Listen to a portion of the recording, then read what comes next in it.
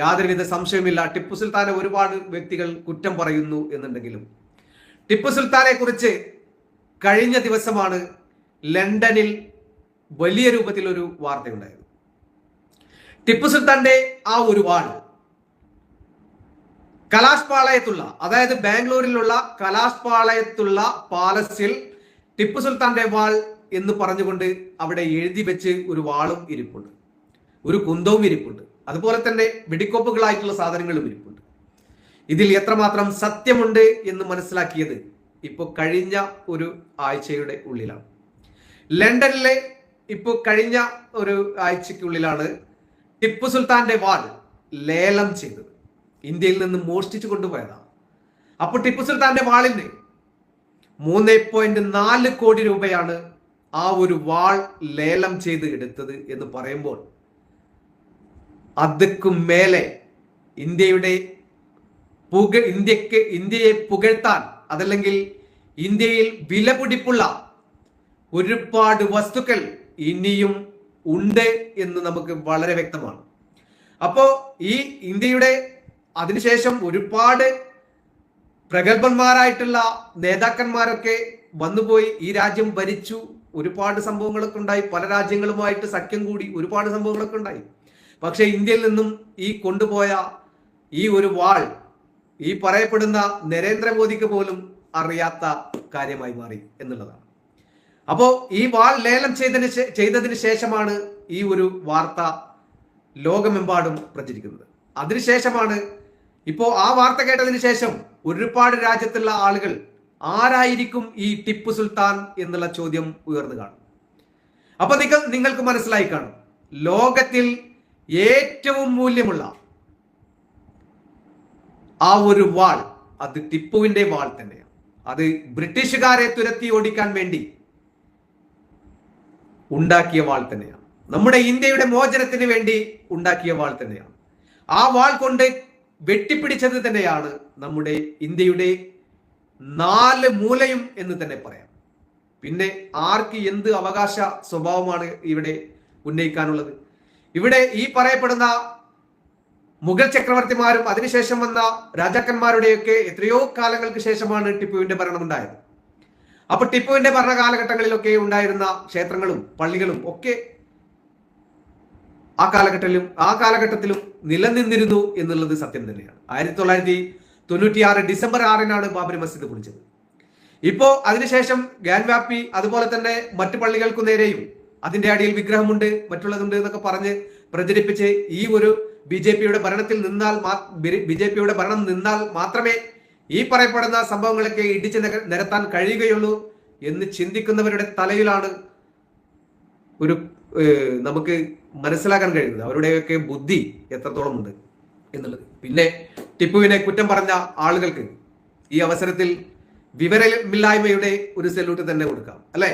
അപ്പോ ടിപ്പു അങ്ങനെ ഒരു ചിന്താഗതി ടിപ്പുവിന്റെ മനസ്സിലുണ്ടെങ്കിൽ ആളുകളെ കൊന്നൊടുക്കി ഈ രാജ്യം പിടിച്ചെടുക്കാൻ വേണ്ടി നോക്കി എന്നൊക്കെ ഒരുപാട് വളച്ചൊടിച്ച ചരിത്രം തന്നെയാണ് ഉണ്ടാക്കിയത്. പക്ഷെ എല്ലാ ചരിത്രങ്ങളും വായിച്ച് മനസ്സിലാക്കിയാൽ നമുക്ക് അതിന്റെ യഥാർത്ഥ സത്യം നമുക്ക് മനസ്സിലാക്കാൻ കഴിയും. എന്തായാലും ഈ അവസരത്തിൽ എന്നോടൊപ്പം സഹകരിച്ച എന്നോടൊപ്പം ഇത്ര സമയം എൻ്റെ വാക്കുകൾ കേട്ട എൻ്റെ പ്രിയ സുഹൃത്തുക്കൾക്ക് വളരെയധികം നന്ദിയുണ്ട്. ലൂമിയാർ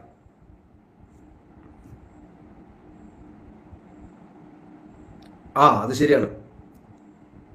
ഈ മോസ്കുകളിലും മറ്റൊരു മോസ്കും കൂടി ഉൾപ്പെടും എന്നുള്ളതും കൂടി ഒന്ന് ചിന്തിച്ചു വെക്കുന്നത് എപ്പോഴും നല്ലതാണ്. കാരണം ഇന്ന് ഒരു സ്വാമി വളരെ കൃത്യമായിട്ട് തന്നെ പറഞ്ഞിട്ടുണ്ട്, ഇവിടെ മുസ്ലിങ്ങളും വേണ്ട ക്രിസ്ത്യാനികളും വേണ്ടെന്ന്. പിന്നെ താനൊക്കെ ഏത് മോസ്കിന്റെ കാര്യമാണ് പറയുന്നത്?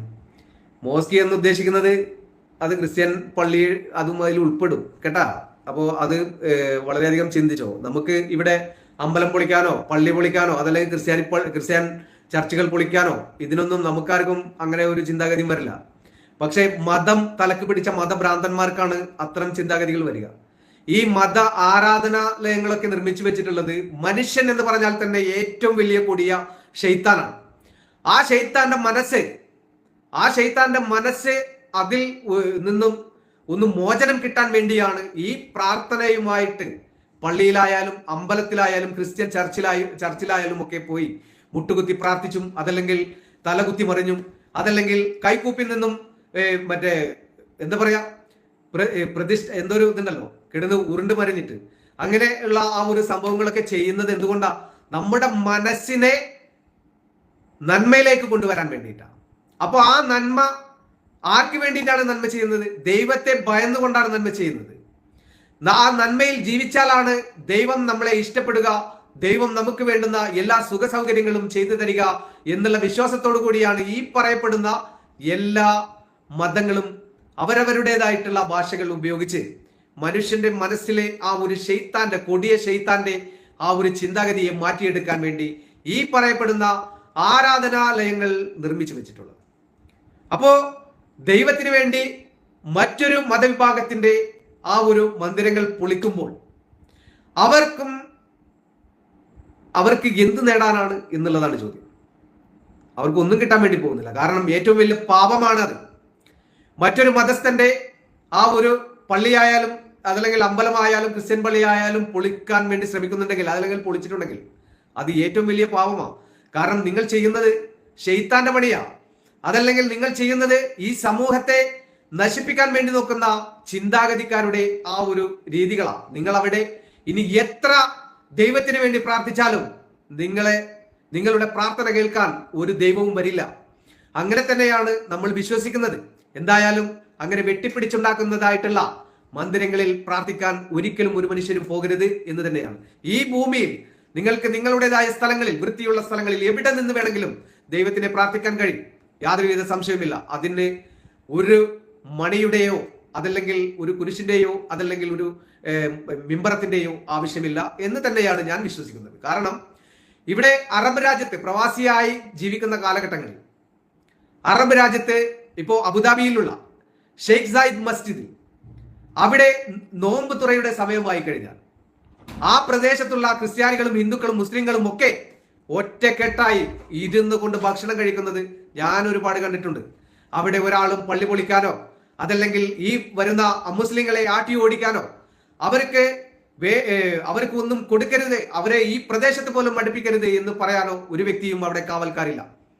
അപ്പോൾ നിങ്ങളുടെ മനസ്സിനാണ് ഏറ്റവും വലിയ പ്രശ്നം. എന്തായാലും വരും നാളുകളിൽ നമുക്ക് വളരെ കൃത്യമായിട്ട് തന്നെ നമുക്ക് മനസ്സിലാക്കാൻ കഴിയും. എന്തായാലും സമാധാനത്തോടു കൂടിയുള്ള ജീവിതം എല്ലാവരും